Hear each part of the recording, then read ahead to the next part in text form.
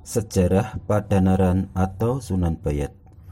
Sunan Bayat yang mempunyai nama lain Susuhunan Tembayat, Pangeran Mangkubumi Wahyu Widayat atau Sunan Padanaran II, merupakan tokoh penyebar agama Islam di Jawa yang disebut sejumlah babat dan cerita lisan.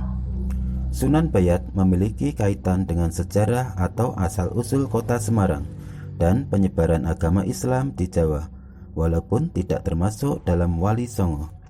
Makamnya berlokasi di perbukitan Gunung Jabalkat di Kecamatan Bayat, Kabupaten Klaten, Provinsi Jawa Tengah, dan sampai sekarang masih ramai diziarahi atau dikunjungi.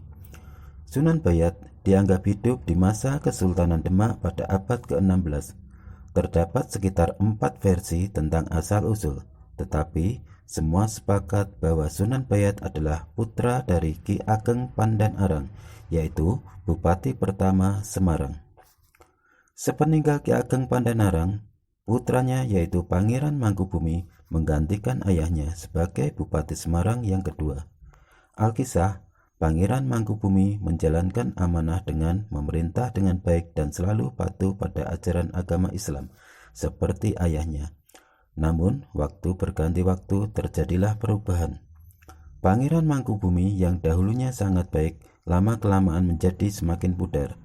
Amanah pemerintahan sering dilalaikan, begitu juga amanah merawat pondok-pondok pesantren dan tempat-tempat ibadah. Sultan Demak Bintoro yang telah mengetahui hal itu kemudian mengutus Sunan Kalijaga dari Katilangu Demak untuk segera menyadarkannya. Terdapat beberapa variasi cerita tentang Sunan Kalijaga yang menyandarkan sang bupati. Namun akhirnya sang bupati telah menyadari kelalaiannya, lalu memutuskan untuk mengundurkan diri dan menyerahkan kekuasaan dan pemerintahan Semarang kepada adiknya. Pangeran Mangkubumi kemudian pindah ke selatan, didampingi oleh istrinya melalui kawasan yang sekarang disebut Mojosongo, Boyolali, Salatiga, Selo Gringging, dan Wedi. Menurut salah satu babat, konon cerita Pangeran Mangkubumi yang menambangkan tempat-tempat tersebut.